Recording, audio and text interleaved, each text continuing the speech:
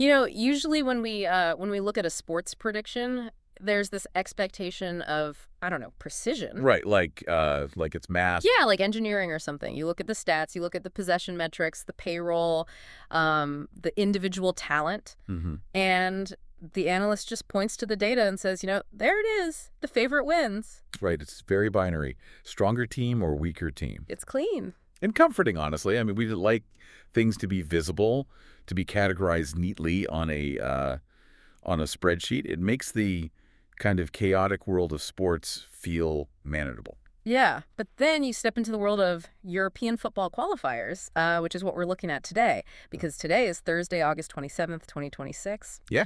And tonight in Czechia, that spreadsheet basically just catches on fire. It really does. We're looking at a predictive landscape tonight that is just the absolute definition of muddy waters. I mean, we have a deep dive today that relies on this really detailed match prediction article, plus, the historical background of both clubs. And our mission here is to equip everyone listening with, well, everything they need to watch tonight's match between Hradec Králové and Panathinaikos. Because the winner goes to the UEFA Conference League phase. Exactly.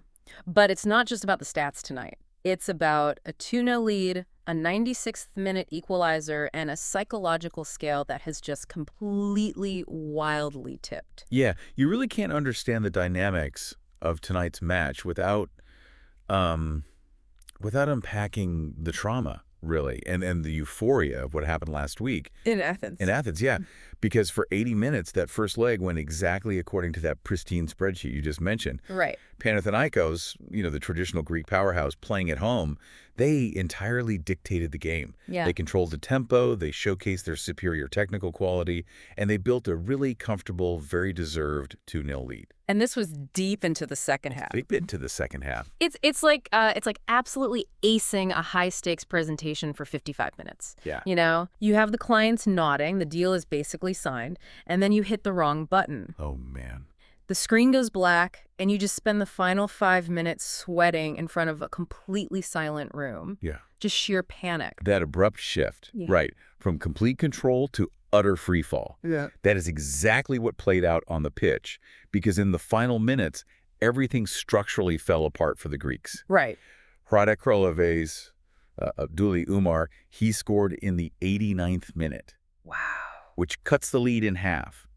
And that instantly plants a seed of panic. Of course. And then deep into stoppage time, in the 96th minute. Then a 96th minute. Yeah, Umar struck again to complete this truly shocking comeback, so it ends in a 2-2 draw. Yeah. And that feels like a devastating loss for one side and just a miraculous victory for the other. So it's crucial, I think, for how tonight's match unfolds is how those final 10 minutes are being internalized by the two locker rooms. Yeah. Because you have two completely dueling narratives that will, directly dictate the tactics we see tonight.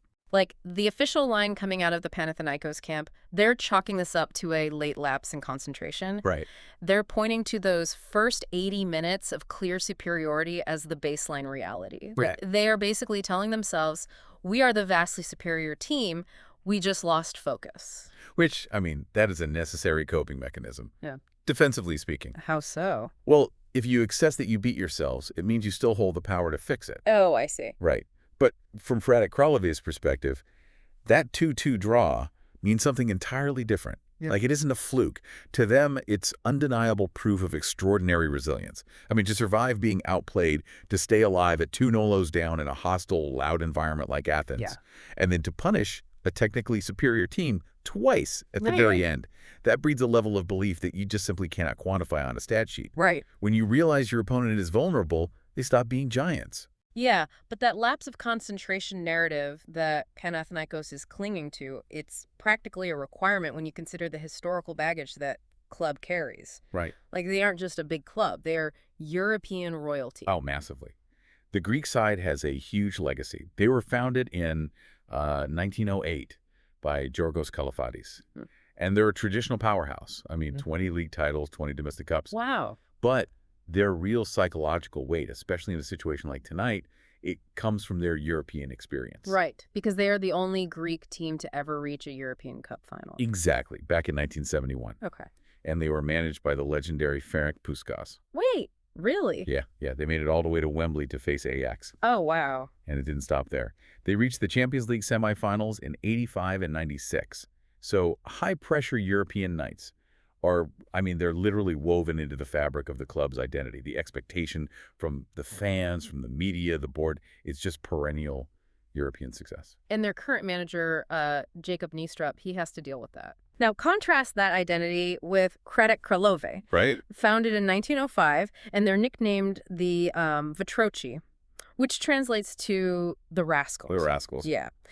And they are a smaller club with a much different trajectory. Like, instead of sustained dominance, their history is defined by these incredible kind of localized flashes of brilliance. Like winning the Czechoslovak League back in the 59-60 season, which actually led them to play Barcelona. Or also noted. Yeah, in the 1961 European Cup quarterfinals. Or winning the Czech Cup in the 94-95 season.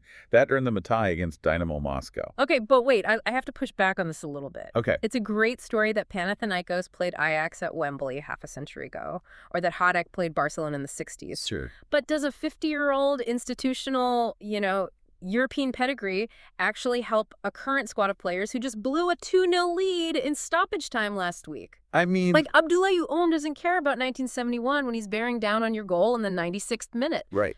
Does this history actually manifest on the pitch tonight? It absolutely manifests, but it shows up as pressure, not as like a magical shield. Well, It's about the culture of the club and the environment that the current players step into every single day. When you play for a club with Panathinaikos pedigree, the baseline expectation is that you do not fail in the Conference League qualifiers against a smaller Czech side. right. That weight of the shirt, it can be a source of immense confidence when things are going well. It reminds you that you're the superior team. But when things go wrong, like they did in Athens, that same history turns into suffocating pressure. You aren't just losing a football match. You are failing the legacy. Which means every single pass they misplace tonight isn't just a mistake, it's a referendum on whether they belong in that shirt. Exactly. And the media in Athens, they will not let them forget it. So if the Panathinaikos manager, if Niestrup knows his players are carrying that intense fear of failure, how does he set them up tonight? Like, does he try to protect them? Well, that is the massive tactical dilemma of the night. Niestrup is caught in a classic footballing catch-22 here. If he instructs Panathinaikos to play conservatively, out of a very understandable fear of suffering another late collapse, they will likely sit in the low block. Meaning they play deeper. Yeah, that means the defensive line and the midfield line drop deep into their own half, shrinking the space near their own goal. But sitting deep to protect a narrow margin means you inherently surrender the rest of the pitch. Right. Like, you invite Hradec Králové to just control the ball. Exactly. When you sit deep, you give up the wide areas. Yep. You allow Hradec to send in a barrage of crosses, win corner kicks, and utilize quick transitions in the final third. Right. You're basically creating the exact chaotic pressure cooker environment that a team nicknamed the Rascals thrives in. Especially inside their own stadium, the Malovica Arena, which is only, a 9,300 capacity stadium, so the fans are practically right on top of the pitch. Exactly. It's like driving on a slick, icy road. Doug? You hit a patch of ice, which is that late collapse in Athens. Right. Do you brake hard, play it incredibly safe, and risk sliding off the road entirely because you've lost all forward momentum? Mm-hmm. Or do you accelerate through it, trust your engine, and risk spinning out if you make a tiny mistake? Because overcorrecting could be just as deadly as doing nothing. That's a great analogy, because if Panathinaikos decides to accelerate, if they play with aggressive confidence to impose that technical superiority that they showed for the first 80 minutes in Athens. Yeah. They push their midfield higher up the pitch. They try to dominate possession and score early to kill the tie. But the risk there is that pushing up leaves 30 or 40 yards of open grass behind their defenders. And Hradec has already proven they can be utterly lethal on the counterattack. Completely. And Hradec's game plan, they're currently managed by David Hoyashu. Yes, David Hoyashu. His game plan seems remarkably simple in comparison, purely because the psychological burden isn't on them to dictate the game. Yeah, Hradec's ideal scenario, it doesn't require them to dominate possession. Yeah. Their performance in Athens showed they are perfectly comfortable letting Panathinaikos have the ball. Right. So their plan tonight will be to stay incredibly compact defensively. That means keeping the distances between their defenders, midfielders, and forwards very tight, frustrating the Greek players and just cutting off passing lanes. Yeah. They want to make the game physically and emotionally uncomfortable. relying on the intense atmosphere of that arena to rattle the visitors and then use direct vertical passing to exploit the open spaces Panathinaikos leaves behind when they overcommit. So if you map out how this game actually unfolds on the grass, the psychology and the tactics, it all hinges entirely on who gets the first goal. Oh, the first goal is the absolute pivot point of this tie. I mean, if we look at the first scenario, Panathinaikos scores first. In this situation, the Greek side is highly likely to qualify. Because once they take the lead, Hradec can no longer sit back in that comfortable, frustrating, compact block. They're forced to push forward and chase the game to find an equalizer. Which opens up the exact spaces Panathinaikos needs. Precisely. Panathinaikos' attacking players have a much higher baseline of technical quality. So if the game becomes stretched and open, they have the precision to exploit those gaps ruthlessly and put the tie out of reach. Okay, but if we look at scenario 2, Hradec scores first. Well, then the tie becomes an absolute nightmare for Panathinaikos. Yeah. Instantly, all the trauma and memories of that late collapse in Athens just come rushing back. Yeah. The Greek team isn't just fighting the 11 players in front of them anymore. They are fighting their own internal anxiety. The stadium gets louder, the players' legs get heavier, and that historical pressure we talked about. It becomes suffocating. It becomes completely suffocating. Hradec doesn't even need to dominate the ball at that point. They just need to let Panathinaikos panic. Oh, man. And then there's scenario 3. What if nobody scores? What if it stays level, 0-0 on the night, 2-2 on aggregate, late into the second half? The longer the match stays level, the more the tension heavily favors the home crowd. Every minute that ticks by swells the belief that Hradec gained in Athens. Right. However, this is where that historical experience of high-pressure European matches actually matters for Panathinaikos. The critical question is whether the current squad can channel that pedigree to stay calm, or if they're going to succumb to the immediate pressure of the moment. Yeah. Because we saw 4 goals in the second half last week, including a 96-minute equalizer. This tie has proven that neither team can afford to switch off for even a second. It literally will not be decided until the referee blows the final whistle. You know, looking at the statistical models from our sources, it is wild to me that despite all of this emotional momentum for Hradec, and despite the advantage of a rabid home crowd, the math still heavily favors the visitors. Yeah, it does. The predictive data gives Panathinaikos a 50% probability of victory tonight. Hradec Králové is sitting at roughly 25%, with the remaining 25% pointing to a draw that would send the match to extra time. Yeah, and a 50% chance to win an away match in a European competition is exceptionally high, especially for a team coming off a blown lead. Right, so why is it so high? Well, it reflects the underlying data from the first match. Predictive models are designed to look past the 96-minute emotion. They strip away the chaos of stoppage time and evaluate who was fundamentally creating better opportunities. Oh, I see. And for 80 minutes, Panathinaikos created far more high-quality chances. The models recognize that a 10-minute collapse, while devastating, is often a statistical anomaly compared to 80 minutes of structural dominance. So the official prediction based on this data is that Panathinaikos will qualify narrowly.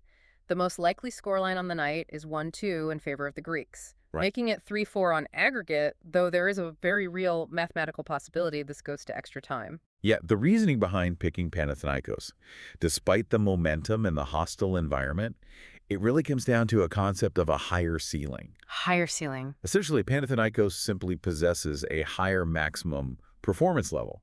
We saw their absolute ceiling for those 80 minutes in Athens, and it was easily good enough to build a 2-0 lead against this exact opponent. Okay, yeah. If they learn from their collapse, if they maintain their defensive discipline and manage the psychological swings of the game effectively, their individual technical quality should win out over the course of the 180 minutes. Right, over the 2 legs. Exactly.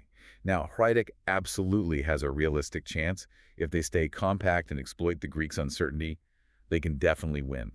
But if both teams step onto the pitch and play to their absolute maximum potential tonight, Panathinaikos is fundamentally the better team. It is a massive if, though. Like, if they maintain concentration. Oh, yeah. Huge if.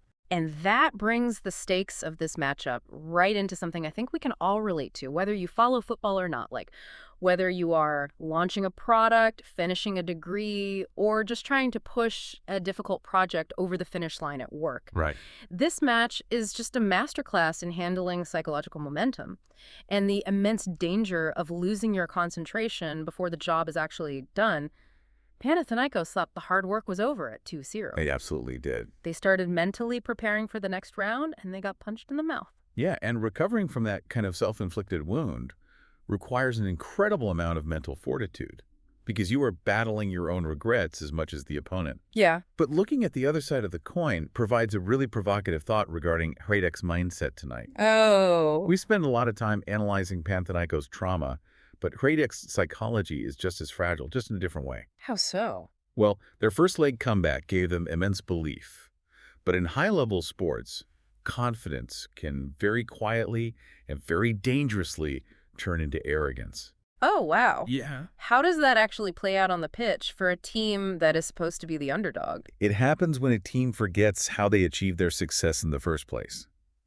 If Hradec's players step onto the pitch tonight at the arena feeling invincible because of what happened last week, they might make a fatal error. I see. The crowd will be roaring, urging them forward. If they get swept up in that emotion, abandon their cautious, compact defensive structure, and decide to aggressively chase an early goal to put on a show for their fans. They'll leave themselves wide open. Exactly. They will inadvertently hand Panathinaikos the exact open spaces the Greeks need. By trying to prove they belong toe-to-toe with European royalty, they might abandon the very tactical discipline that keeps them alive.